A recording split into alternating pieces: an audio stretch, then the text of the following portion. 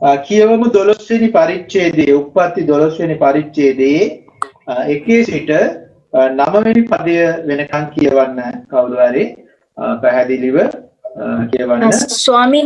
ස්වාමින් වහන්සේ ආබ්‍රහම්ට කතා කොට නුඹේ දේශයෙන්ද නුඹේ නෑයන් කෙරෙන්ද නුඹේ පියාගේ ගෙදරින්ද පිටත්ව මා විසින් නුඹට පෙන්වන දේශයට ඵල යන්න.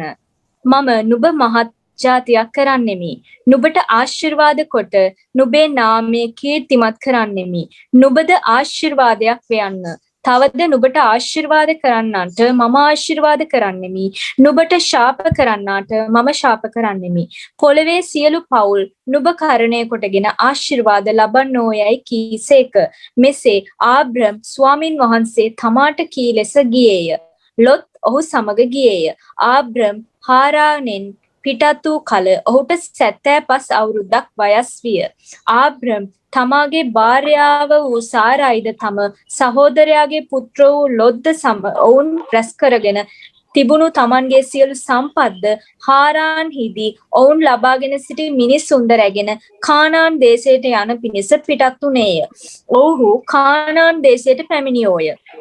ආබ්‍රහම් ඒ දේශයේ මැදින් ෂෙබෙබ් නම් වූ ස්ථානයේ මෝර්ගේ ආලෝන් වෘක්ෂය දක්වා ගියේය.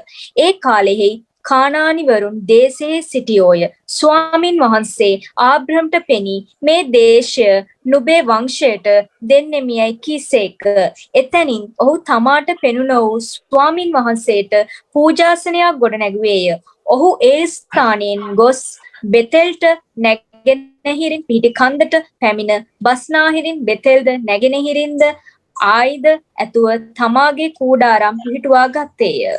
තවද ඔහු එතැන්හි ස්වාමින් වහන්සේට පූජාසනයක් ගොඩනගා ස්වාමින් වහන්සේගේ නාමය කියා යාඥා කළේය. ආබ්‍රහම් ගමන් කරනුයේ දකුණු දෙසටම ගියේය. හොඳයි. දැන් අපි දන්නවා ස්වාමීන් වහන්සේට ස්තුති වේවා. ආදම් සහ නැත්නම් ආදම්ගේ පරම්පරාවෙන් පටන් ගත්තට පස්සේ නෝවා කියන පුද්ගලයාව දෙවියන් වහන්සේ තෝරගත්තා. ඊගාවට උන්වහන්සේ තුන්වෙනි තෝරගත්ත පුද්ගලයා විශේෂ පුද්ගලයා තමයි ආබ්‍රහම් කියලා කියන්නේ. දැන් අපි බලමු ආදම්ගේ වාතාවරණය ඊටම හොඳව තිබ්බා. ඒ තමයි එයා සහ එයාගේ භාර්යාව ඒ වගේම ඒදම් වූ ඊටම අලංකාර පිරිසිදු රමණීය ස්ථානයක්. එතන හොඳ සෞභාග්‍ය තිබුණා. වේස මහන්සි වෙන්න ඕන උනේ නැහැ. හැම දෙයක්ම නොමිලේම ලැබුණා. දෙවියන් වහන්සේ දිවා භාගයේ සිසිල් වේලේ උන්වහන්සේ කතා කරා කියලා කියන දේව අභිමුඛය හැම මොහොතකම දැනුණා. ඒ වගේම පළතුරු තිබුණා. සත්තු සිව්පාවෝ ඊටම සාමකාමීව ජීවත් වුණා. අලංකාර උද්‍යානයක්. ඉතින් මේකේ ගංගාවල් ගලාගෙන ගියා. ඉතින් හරි ලස්සන තැනක්. හැබැයි ආදම්ට මේ හැම වාතාවරණය යහපත්ව තිබෙද්දි ඔහු සහ ඔහුගේ භාර්යාව දෙවියන් වහන්සේට විරුද්ධව පව් කරා පාපයට වැටුණා. ඒ නිසා තමයි ලෝකයේ සියලුම પરම්පරාවල් නැත්නම් මනුෂ්‍ය සංහතියම අද පාපයට වැටිලා ඉන්නේ නැත්නම් පාපේ වහලුම් බවට පත් වෙලා ඉන්නේ. ඉතින් දෙවියන් වහන්සේ අත්හැරියේ නෑ මේ කාරණාව. දෙවියන් වහන්සේ ඊගාවට නෝවව තෝරගත්තා. නෝවා කියන පුද්ගලයාගේ වාතාවරණය අපි දන්නවා ඊටාම අයහපත්. දේවචනේ 6 වෙනි උප්පත්ති 6 වෙනි පරිච්ඡේදයට එනකොට කියනවා මිනිස්යන්ගේ සිත්වල කවර අරමුණක් නිරන්තරයෙන්ම නපුරව තිබෙන බව ස්වාමීන් වහන්සේ දුටුසේක. ස්වාමීන් වහන්සේ මිනිස්යත් සෑදූ බැවින් තැවුනසේක කියලා. එහෙනම් දෙවියන් වහන්සේට මිනිස්සු හැදීම ගැන උන් මිනිස්යව නිර්මාණය කිරීම ගැන දෙවියන් වහන්සේට තැවෙන්න සිදු වුණා.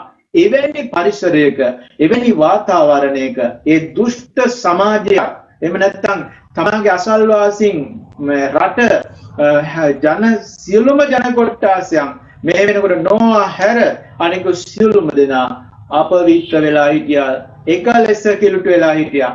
මෙවැනි වාතාවරණයකදී නෝවා දෙවියන් වහන්සේ කෙරෙහි දැඩි විශ්වාසයක් තබලා එයා සහ එයාගේ භාර්යාවත් එයාගේ පුතාලා තුන්දෙනා විවාහ වුණා වූ දුවලා තුන්දෙනාත් නැත්නම් ඒ භාර්යාවන් තුන්දෙනාත් ඔක්කොමලා 8 දෙනෙක් දේවියන් වහන්සේ ඉදිරියේ කරුණාව ලැබුවා කියලා කියනවා. එහෙනම් නෝවාගේ ඇදහිල්ල නෝවා තමන්ගේ මුළු පවුලම ගැලවීමට ගෙනාවා. ආමේන්. පවුලට සම්බන්ධ වෙච්ච අයවත් ගැලවීමට ගෙනාවා. මේ ධර්මිෂ්ඨකම ඒ අයටත් දුන්නා. දෙවියන් වහන්සේ ඉදිරියේ කරුණාව ලැබලා ඔවුන් එයාගේ පවුලේ කිසිවෙක් ඒ ජලගල්ම නිසා විනාශුනේ නැහැ. හැබැයි අනෙකුත් පාපිෂ්ඨ මුළු සමාජයම විනාශ වෙලා ගියා. එතන නෝවාගේ කතන්දරේදී කිව්වේ නැහැ දෙවියන් වහන්සේ නෝවාගේ මෙන්න මේ පුතා විනාශ වුණා නැත්නම් එයාගේ මෙන්න මේ භාර්යාව විනාශ වුණා නැත්නම් නෝවාගේ භාර්යාව විනාශ වුණා. ඒම කිව්වේ නැහැ. උන්වහන්සේ ඉදිරියේ නෝවා සම්පූර්ණව සිටියා කියලා කියනනම් එයාගේ පවුලක් දෙවියන් වහන්සේ ඉදිරියේ සම්පූර්ණට එන සමන් වලට කියන්නේ අපි හැමෝම පවුල් වශයෙන් දෙවියන් වහන්සේ තුල සම්පූර්ණ වෙමු මේ අවසාන කාලය. අවසාන කාලය කියන්නේ ලෝක ඉවර වෙන්නේ නැහැ. සබහා යුගයේ අවසන් වෙන්න යනවා. යේසුස් වහන්සේගේ දෙවන පැමිණීම කන්න කොටගෙන. ඒකට අවශ්‍ය මූලිකම පදනම දැන් සිදුවෙමින් පවතින වසංගත පටන් අරගෙන තිබෙනවා. හරි. ඉදිරියට යමු. ඊගාවට දෙවියන් වහන්සේ තෝරගත්තේ ආබ්‍රහම්ම. ආබ්‍රහම්ගේ වාතාවරණයත් ඉතාම නරකයි. නෝවාගේ වාතාවරණය වගේම පසුබිම වගේම ආබ්‍රහම්ගේ වාතාවරණයත් ඉතාම නරකයි. ඒ ගමේ හිටිය හැම කෙනෙක්ම ඒ නගරේ ඌර් කියන කල්දිවරුන්ගේ නගරේ හිටපු හැම මිනිස්සෙක්ම විවිධ දෙවි දේවතාවන් නමස්කාර කරපු දෙවියන් වහන්සේට දී යුතු ගෞරවය මහිමය නමස්කාරය නුදුන්නා වූ සෙනග. ඒ සෙනග මැද්දේ ඒ විතරක් නෙමෙයි තමාගේ පවුල තුල තමාගේ පියා ඇතුළු සියලුම දෙනා දෙවියන් වහන්සේට විරුද්ධව නමස්කාර කරපු අය. හැබැයි ආබ්‍රහම් තමාගේ ඇදහිල්ල කරන කොටගෙන ඒකම දෙවියන් වහන්සේ ජීවමාන දෙවියන් වහන්සේ තමන්ගේ ගැලවුම් කරුවණන් වහන්සේ ඇටියට පිළි අරගෙන උන්වහන්සේගේ විශ්වාසය තබලා ඇදහිල්ල තබලා උන්වහන්සේ කිව්වා පොරොන්දුවේ දේශයට තමා නන්නාඳුනන ප්‍රදේශයකට ඔහු පැමිණියා. ඉතින් ස්වාමීන් වහන්සේට ස්තුති වේවා. ආබ්‍රහම් දෙවියන් වහන්සේ තෝරගත්තා. උන්වහන්සේගේ ගැලවුම් කරුවණන් වහන්සේව මේ ලෝකයට ගෙන පිණිස දාවිද්ගේ වංශයෙන් යේසුස් ක්‍රිස්තුස් වහන්සේ මේ ලෝකෙට ගෙන පිණිස ආබ්‍රහම් දෙවියන් වහන්සේ තෝරගත්තා.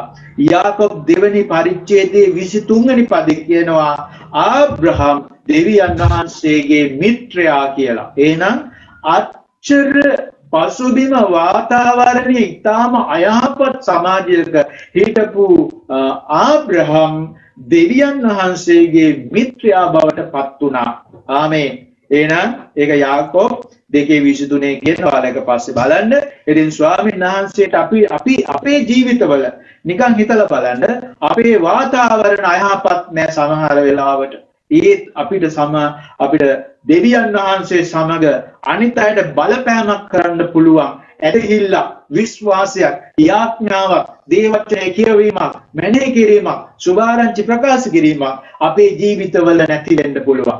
ඒ නිසා ආබ්‍රහම් අපිට ඉතාම හොඳ ආදර්ශයක්. ඉතින් ආබ්‍රහම් අපි ඊයේ කතා කරා තමාගේ මුළු පවුලම දෙවියන් වහන්සේ තුල පොළඹවගෙන නන්නාඳුන ප්‍රදේශයකට ඒ ප්‍රදේශය ගැන සැක සහිත නැත්නම් කිසිදු සැකයක් නැතුව තමාගේ අනික් අයවත් රැගෙන මේ ගමන ගියා. මේකදී මට මේ වෙලාවේ මතක් වෙන හරියට අර යේසුස් වහන්සේ 5000කට කන්ට දෙන්න ගියපු වෙලාවේදී උන්වහන්සේ තමන්ගේ ගෝලයන්ට කිව්වා කට්ටිය 50 බැගින් 100 බැගින් තන බිමේ වාඩි කරවන්න කියලා. 5000ක් මිනිස්සු හිටියා පිරිමින් විතරක්. එතන ඔක්කොම 15000ක් විතර ඉඳලා කියනවා ඇදහිල්ල බලන්න. එහෙනම් ඇදහිල්ලෙන් දෙන්න තියෙන කෑම තාම සූදානම් නැහැ. ඒ කෑම ඇදහිල්ලෙන් දෙනවා කියලා විශ්වාසයෙන් සෙනගව තනබිමේ වාඩි කරවන මොනතරම් අපූර්ව ඇදහිල්ලක්ද, මොනතරම් අලංකාර ඇදහිල්ලක්ද. එහෙනම් මෙන්න මේකම තමයි ආබ්‍රහම් දෙවියන් වහන්සේ කෙරෙහි තමා දන්නේ නැති ප්‍රදේශයකට රටකට වෙනත් දේශයකට ආබ්‍රහම් අනිකුත් අයවත් අරගෙන පොළඹවගෙන රැගෙන ගියා.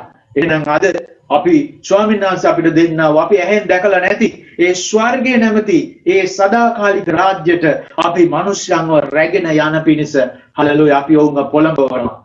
අපි වුන්ට කතා කරනවා. අපි වුන්ට කියනවා යේසුස් වහන්සේ ගැන. ආමෙන්.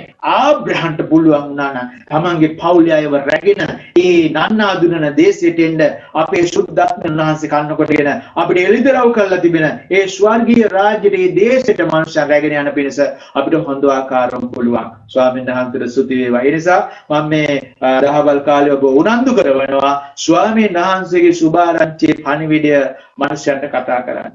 මනුෂ්‍යයන්ට සුභාරංචියක් බවට පරිවර්තනය වෙන්න. ඔයාලගේ ජීවිතයෙන් මිනිස්යන්ට පෙන්වන්න ඔබ කිතුණු භක්තිකේ ඔබ දෙවියන් වහන්සේ දන්න කෙනෙක් කියලා. ඒ හින්දා බයිබලයේ එල්ලගෙන යන්න එපා බෙල්ලේ. හරිද? ලනුව නූලක් දාලා බයිබලයේ බෙල්ල එල්ලගෙන යන්න එපා. එහෙම නෙවෙයි මං කියන්නේ. ඔබගේ චරිතයෙන්, ඔබගේ හැසිරීමෙන්, ඔබගේ ක්‍රියාවලින් දෙවියන් වහන්සේ ඔබ සමග බවන්යන් දකින්න ඕන. ඔබගේ ආඥාව තුලින්, ඔබගේ নমස්කාරය තුලින්, ඔබගේ දේවචනේ කියවීම මෙනෙහි කිරීම තුලින් මිනිස්සු දෙවියන් වහන්සේ නැත්නම් යේසුස් වහන්සේවත් දකින්න ඕන. ඒක ඔබ පටන් ගන්න.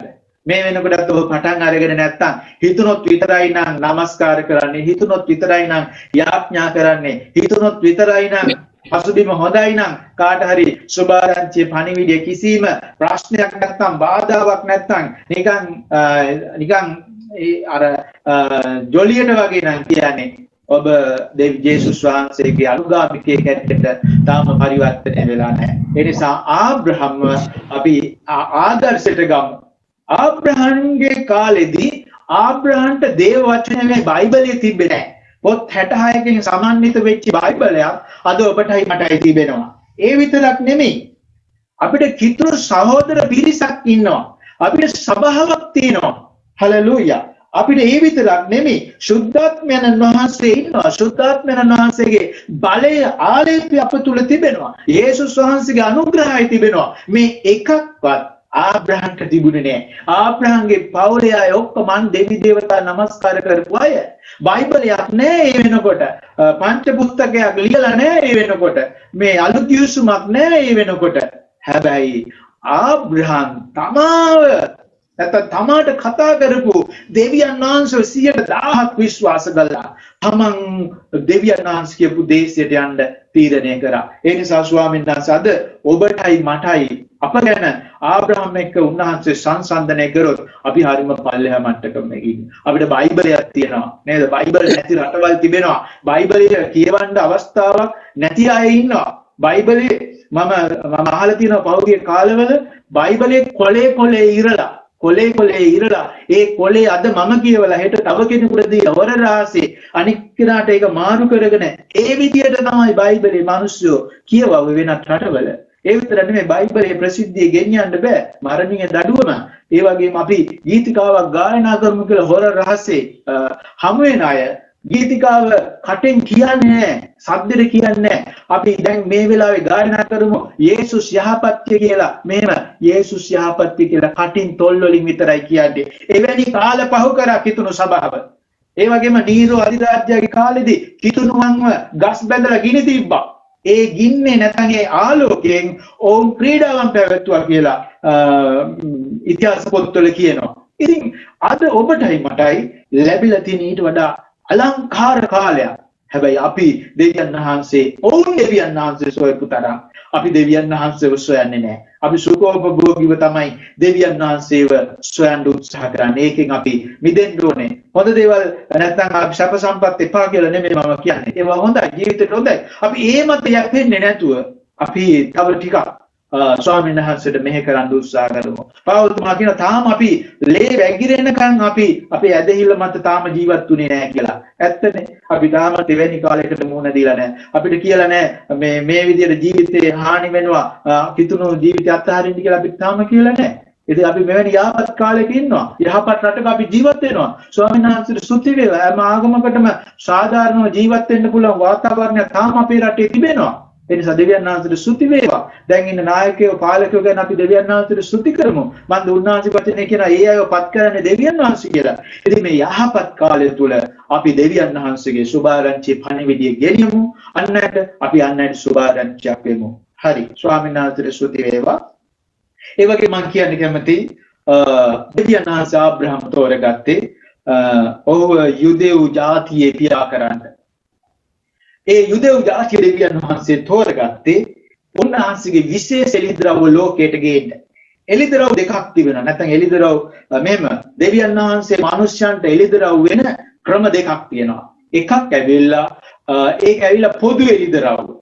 පොදු එළිදරව් කියලා කියන්නේ මේ ලෝකයේ දිහා බලලා ගහකොළ සතා සිව්පාවා අවුව වැස්ස රෑ දාවල කඳු ශිඛර ඒ වගේම මෝද මේ ජලය ගින්දර මේ හැම දෙයක්ම දැකලා අපිට දෙවියන් වහන්සේව තේරුම් ගන්න පුළුවන් කියලා කියනවා. මේ මැවිල්ල නැත්තම් මේ ස්වභාව ධර්මයේ පිටුපස මහා විශේෂ බලයක් අද්විතීය බලයක් ක්‍රියා කරනවා කියන එක අපිට තේරුම් ගන්න පුළුවන්ලු කියලා රෝම පොතේ කියනවා. ඊගාවට දෙවියන් වහන්සේ මිනිස්යාට දුන්නේ මේ විශේෂිත එළිදරව්.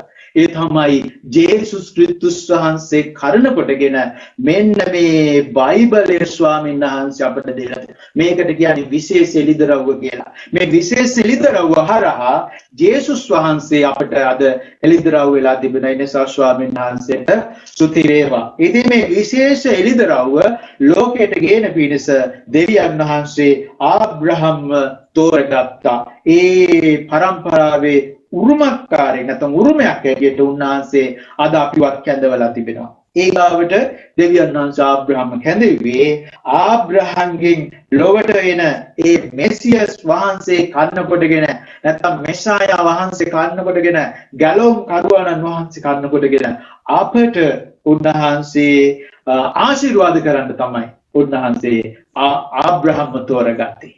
ආමෙන්. ඒක ගලාති 3:29 තියෙන ඉක්මනට කාට හරි පුළුවන් නම් කියන්න ගලාති 3:29.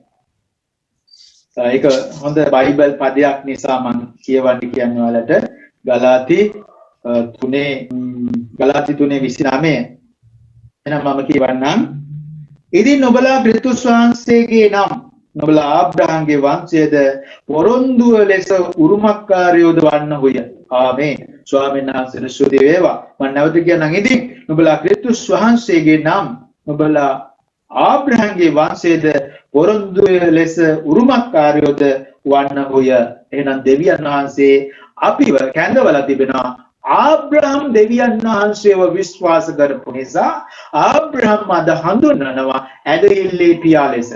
ඉතින් අද ආබ්‍රහම් නැත්නම් ජේසුස් වහන්සේව අපි අපේ ඇස් වලින් දැකලා නැතුව ආබ්‍රහම් දෙවියන් වහන්සේ ඇස් වලින් දැකලා නැතුව ඇදහුවක් මෙන් අද ඔබයි මායි යේසුස් ක්‍රිස්තුස් වහන්සේව අපි අදහන නිසා අපි අර ඇදහිල්ලේ පරම්පරාවකට ඒ කියන්නේ ඒ ආබ්‍රහම්ගෙන් පැවතෙන ආත්මිකව ඒ ආබ්‍රහම් ඇවිල්ලා ලෞකික ශරීරාකාරයෙන් ඒ යුදෙව් සෙනගගේ නැත්තම් ඊශ්‍රායල් සෙනගගේ පියා.